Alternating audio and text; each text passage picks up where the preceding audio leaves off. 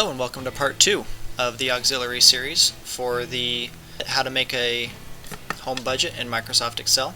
The previous video we covered a loan amortization schedule and did away with the debt tracker summary that I had made in the previous videos. In this video we're going to be editing this summary page so that it looks like this, a little bit cleaner, a little bit more concise. It's not going to be that difficult. First thing I want you to do is to just delete all this. Get rid of the formatting. You can just click out there, Format Painter. Get rid of that. Delete. Delete. Oh, I should mention, you should see some annotations on your screen linking you to other videos in this series. You'll see one that links you to the very first video in the series. You'll see one that links to the first video in this auxiliary series, the one I just mentioned about the loan amortization schedule. You should also see a link to the next video in the series. Those should stay up throughout the rest of the video. If you decide this is not what's for you, then you can skip this and go to the next one. So first thing we're going to do is we're going to add 2 columns here on the right. So just select those 2, double click merge, select those 2, double click merge, oops sorry, select those 3, double click, select those 2, 3, sorry, double click, and then just go ahead and highlight that entire column, format paint it to those 2. So it's going to look like that. We want this box to no longer say totals, we want it to say expenses. So now this is the total of our expenses from all of this data. In this box we want this to say income. And in this box we want it to say bank end. Now what are going to be in these rows is just like this column where we had each month's expenses. Now we're going to have each month's income going down, and we're going to have each month's bank end.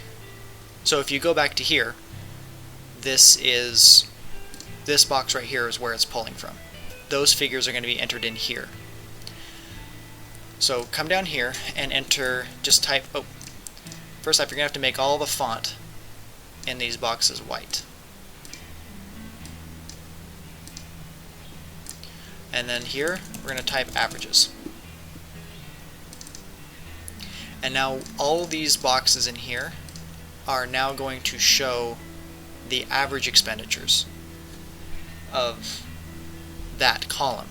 So previously we just had the total expenses of the month.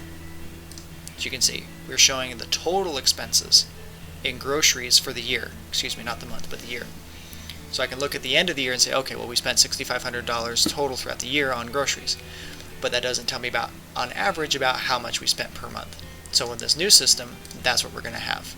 We're going to have an average of how much we spent per month. There's 2 different ways that you can do this. This depends on how much effort you want to put into this system. If you'll notice here, this is on the completed version where we're trying to go. You'll notice here that the formula is just an average formula of column B from 5 to 16, B5 to B16, and it just averages all those numbers. The problem with that is that if there are a bunch of zeros in here, or if it's only May and therefore all these numbers are zeros because you haven't had those months yet because it's only May, your average is going to be thrown off, because an average is an addition of all numbers divided by how many numbers there were. For example, there are 12 months. We're adding 12 numbers. So the average function adds all 12 numbers, gets the sum total, and then divides that sum total by 12, because that's how many numbers were in the formula, or in the addition. And since we have 7 zeros here, it's adding those in and then still dividing by 12, even though we don't technically have 12 sets of data, we only have 5. And so it throws off the average. If that's not a problem to you, then you don't need to worry about what I'm about to show you. If that is a problem to you, in other words, if you do want to look at your year summary throughout the year and be asking the question, how much am I spending on average per month? While you go throughout the year, then you have to do it differently by entering a reference formula to where that data is presented on the other sheet. Now, I talked about this in the previous video. Yes, you're going to have to do it if you want that data represented. Now, I think it's worth it. And in my personal budget, that's what I've done, because I do want to know, on average, how much I'm spending per month. Before the end of the year, I don't want to have to wait 12 months to know, on average, how much I spent on groceries. That's just, it's not very efficient for me. So what you need to do is you need to come here and average. So you'll enter equals average, open parentheses, and then you need to, again, we're talking about groceries right now, from January to December, groceries. So you come to your January page and you look on where your soft total for groceries is. In this case, it's E5. And then you press comma. Now you can look in your help bar here, average number 1 and then number 2, and we're in number 2 right now because you can tell by it's bolded. So we have this number now in the average formula. So now we need to do the same for February. So we're going to write Feb, which is, it has to be the exact name of the sheet down here. And I'm sorry if this is redundant, if this is the same thing I explained in the original series. I want to make sure that this is thoroughly understood so that I don't lose anybody. That was something that I got a lot of comments about. Some people commented that I was going too fast. Some people commented that I was going too slow. I'm doing the best I can. I hope you can follow, and that's why I may be going quickly, but I'm trying to present all of the information so that it's there for you to review. Again, I'm sorry if I lose you. So now we're trying to pull in the data from the second set of data that will be averaged. We want it to come from February, the sheet of February, and because we copy-paste the same formula perpetually throughout the year, I can reasonably assume that the data for my month of February for grocery soft total is also going to be E5. So you write Feb exclamation point. The exclamation point tells the program that we're talking about a sheet that we're pulling data from. And then you just write E5, comma. The comma separates it, now we're on to number 3. So now you just populate this with every month out. Or if you don't want to type it, you can actually just copy that. Control C or right click copy, paste, paste, paste, paste. Close parentheses. Now what this is going to do, you have January, February, and now instead of having to retype all of the formula, now you can just backspace that and type March. Backspace this next one and type April. All the way out until December. So now if you look at this, you can see that I populated it out all the way manually, and it's showing 398.19. Now, this data is not accurate to this data right here, because if you look at this data, these are just hard numbers that I entered manually to show you how the system works. But if you look up at these two, these are actually data that reference the previous cells down here, and that's how you should have this set up already.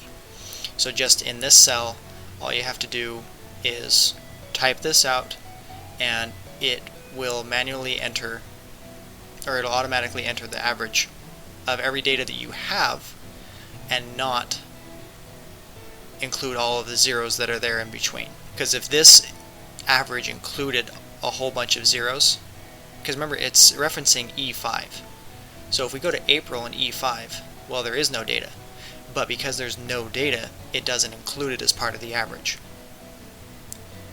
If we were to type a 0 in there, then it would. So do that in each one of these cells, and you can just copy this, Control C, press Escape, click on this cell, highlight it, and press paste or Control V, press enter. Now you'll notice it's referencing the same because its data is the same because it's referencing the same cells. So we don't want E5 for utilities. We want F5. So then you'll have to just come in here, F, and change each one of them manually. Okay, press enter, and it's showing 163.89. Utilities of 163.89, 163.89. So if we were to change this, which I'm not going to because it's hooked up as part of a formula, then the average would change. So just do that along all the row of the averages that you have here. And then at the end of that, you'll be able to look and say, okay, how much am I currently up to date on average? How much am I spending on date nights, on medical bills, etc. Now for expenses, you're going to do the same thing. Go to your expenses. You can either reference this cell or this cell. It should be the same, using the same formula style like there. Same thing with the incomes, referencing A10. And then the same thing for this cell. The trick here is to make sure to reference make sure to reference K9. Because you'll notice we merge these cells and it references K9 and K10. Just reference K9. So when you come over here and you click on this cell as part of the formula, here, let me show you. You see right here, if you had gone back and clicked on that formula, it would read like this, K9 colon K10. We don't want that. Just delete the bottom part. I kind of talked about that a little bit in my previous series as well. And then you will have an average showing that data as well. Now down here we're going to leave the totals the way they are, but now we want total income. So you can just have that be a sum in this cell. Oh, I realize I've been working on the wrong one. Okay.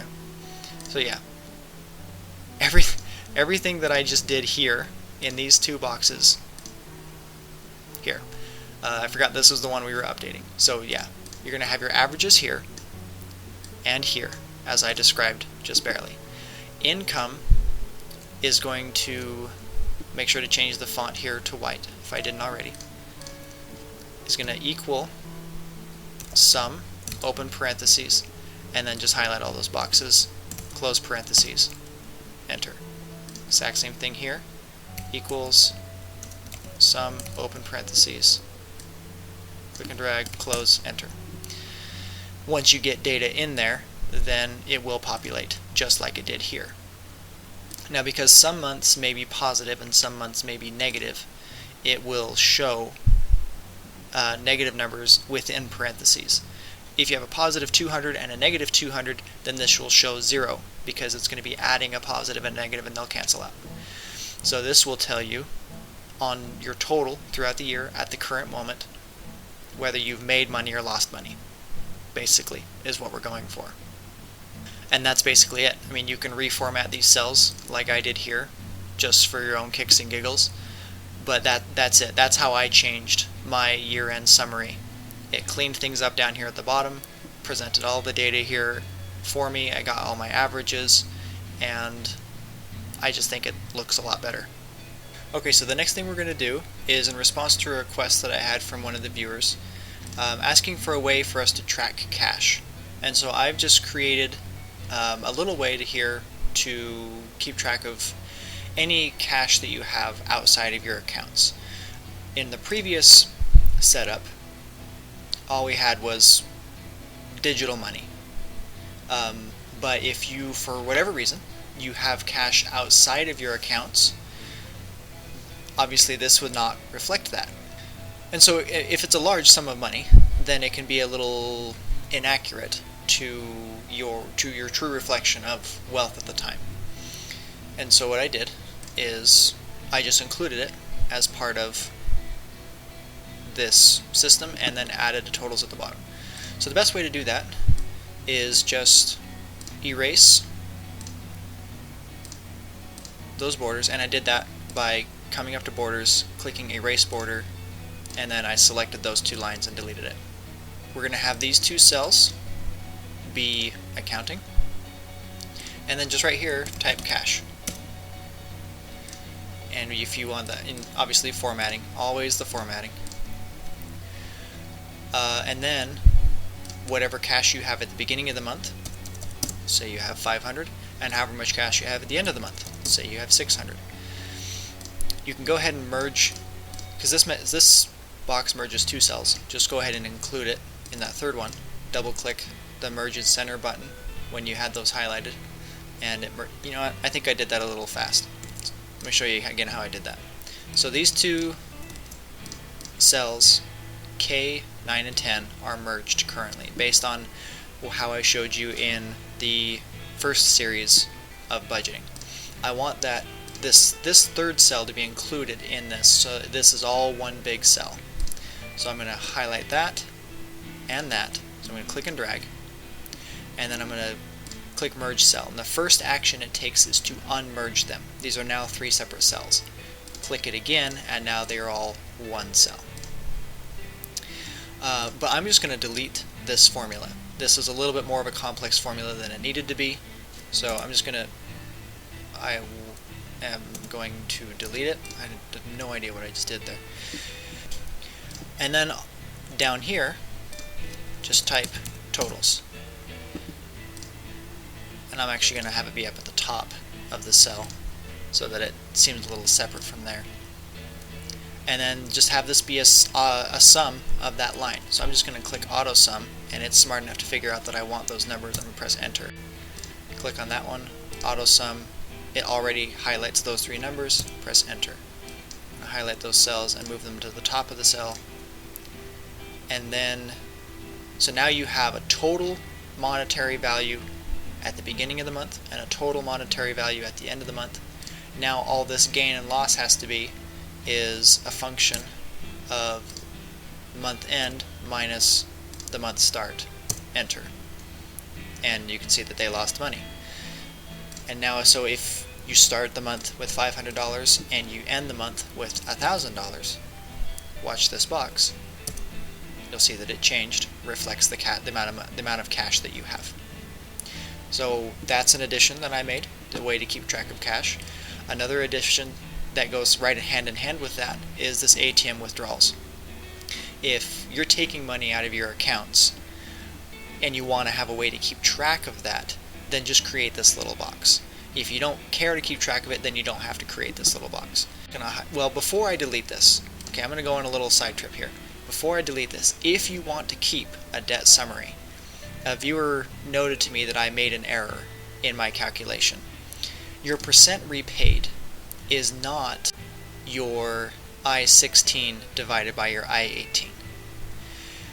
Because remaining, my original idea was that your remaining is your total loan value, but that's actually incorrect.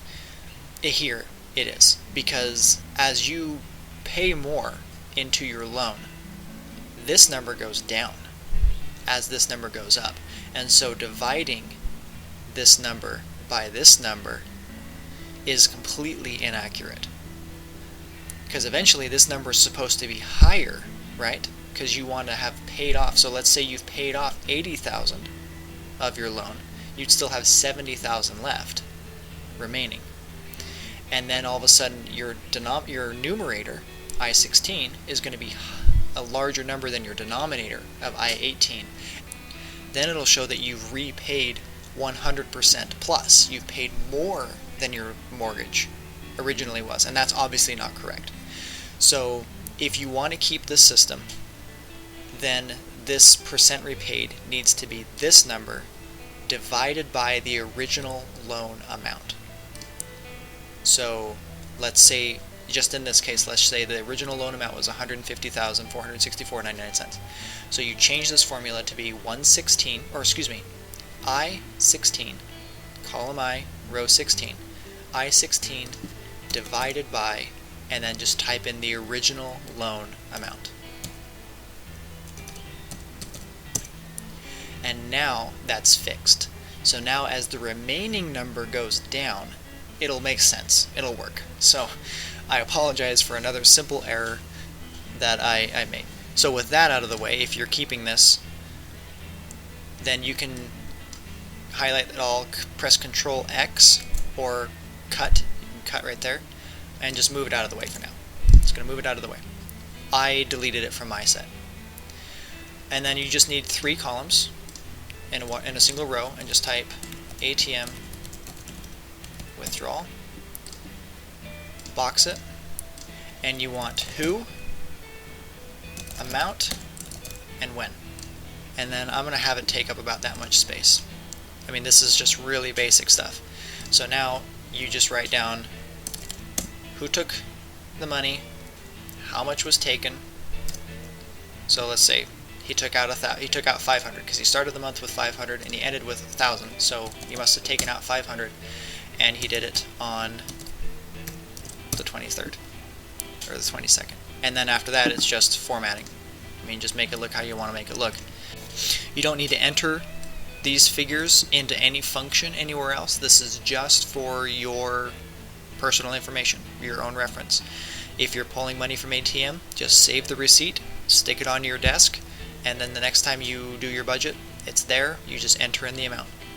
If you want that, it's there for you. This and this together, I think, should take care of most of your cash tracking needs. If you have a more specific situation that you're not sure how you would keep track of it, you're welcome to comment on this video, and I will give you my opinion as to what's the best way to come up with that, and I'll be happy to instruct you on it as best I can. Also, these boxes down here, I deleted these. I just didn't find any use for them, and so I'm going to delete them. If you use them, if you find that they're helpful, by all means keep them. I'm just going to delete them so that they're out of my way. Now the next thing I want to show you is another request that I had from a viewer where they wanted to know who was making more money, the husband or the wife. They wanted to have a way of tracking that. And I had actually already done that in my personal finance system. And so here it is right here. It's very simple. Income, and I also included an expenditure one. So who's making more money and who's spending more money. If you're a very, very competitive couple and money is a hot topic for you two, you might not want to include this, and you may not even want to include this. I'm just going to leave it at that. So this is where I'm going to introduce a new concept, and a very beneficial one, a new function called the SUMIF function. So this will be a precursor to this category column here. You may have noticed that this is new. This is going to be the best thing of your life. This is going to be a precursor to this. So what we're going to do is we have Gideon and Hazel here. So all we need is a 2x3 box. Just going to highlight that box and do another one right there. This is income. This is expenses. Oh, and because it's me, I've got to center it all. And then we want Gideon, Hazel.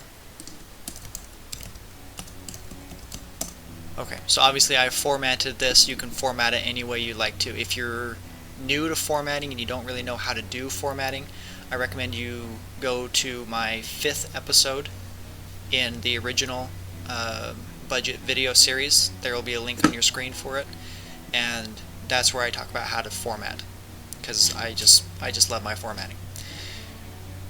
So we want these cells to be accounting.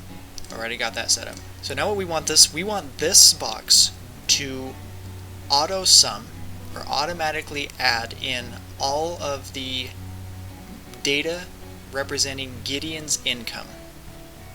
And because every month is different as far as who enters when, you can't just say, okay, have this equal this cell plus this cell plus this cell, because on the next month maybe Hazel will get a paycheck before Gideon, or maybe you just don't enter them in the same way. It's not very user-friendly to have to remember exactly who goes where. If you want to create a separate box so you two have your own boxes, I guess you could do that. I didn't. I think that was kind of a waste of space, and so I'm going to show you a better way to do it.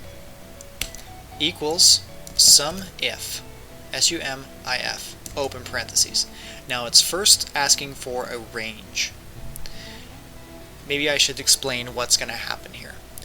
What this function is you're telling Excel that this cell is going to add data if sum add data if, and now you're telling it the circumstances that this is going to happen. It's kind of like the sum if function that I talked about in the first auxiliary video when I was explaining the loan amortization schedule.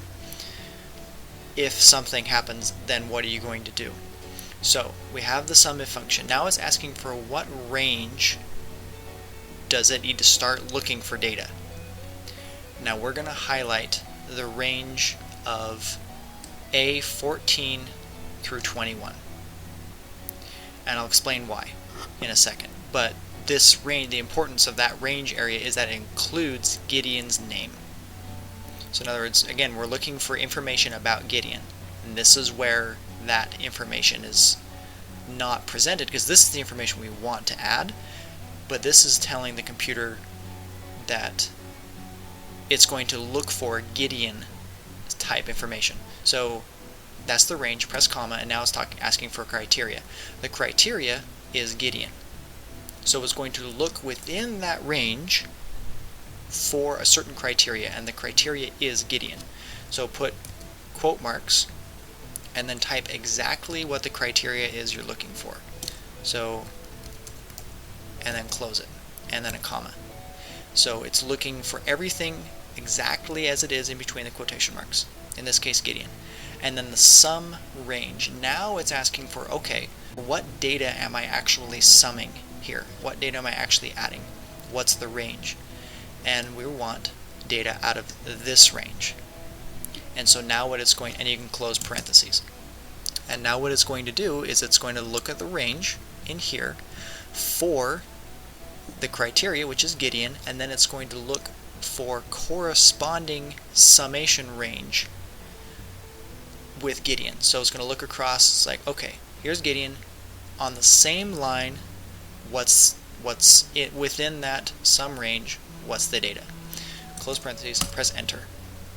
And now you'll see that that's actually the same total that we had when I manually entered these three numbers. But now when I copy and paste this over into March, this entire schedule over into March, the format or the formula will still be looking in this area. So now I can put 5 Hazels in a row and then 2 Gideons at the end, but it will only add the data from Gideon. And so I'm going to do the exact same thing for this one, except I want it for Hazel. So I'm just going to come up and copy this, press escape, select the cell, press paste. But I want to come up here to the function and change Hazel or Gideon to Hazel. Press enter.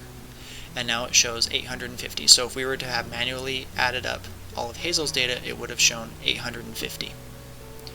Again, so now you don't have to do that. Now you never have to do manual addition for their income ever again. They will tell you here. The same thing, oh, and by the way, the bolded green, that's conditional formatting. And you can go to the 5th episode of the original series if you want to know how to do that. Now we're going to do the same thing for the expenses.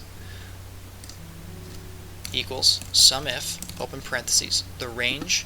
We can't select all of column A because it gets confused when it finds criteria up here.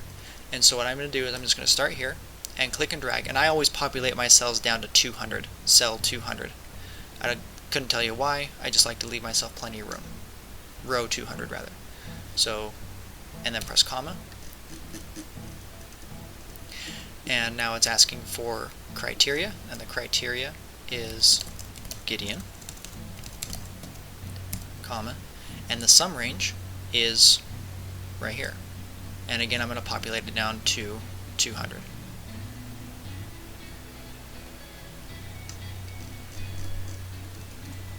Close parentheses, press enter. There you go. And now you know exactly how much money Gideon spent. Now this isn't going to work for combinations like Gideon and Hazel. This is only going to work for Gideon himself. So you can create an additional row if you want you want to have one that is Gideon Hazel, then all you need to do, copy the formula, paste it, and then change the criteria to be Gideon/Hazel. Press enter.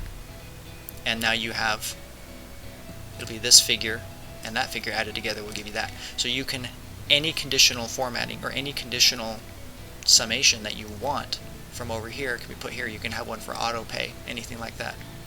So that's how you create an easy way to track who made how much and who spent how much during the month.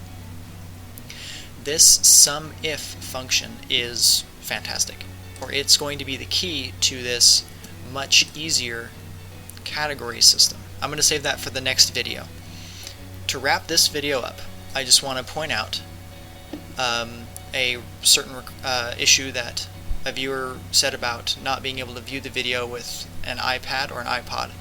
I'm sorry, I don't know anything about that. I'm assuming that's a YouTube thing. However, if there is anybody out there that is aware of a way where I can make these videos compatible with an Apple product or anything, such as an Android device or any sort of other system that's not just a regular computer, if you'd be willing to put a comment down below, I would appreciate it. So that's it. You should see a link on your screen for the next video. We'll see you there. Thanks for watching. Feel free to leave any comments or feedback below.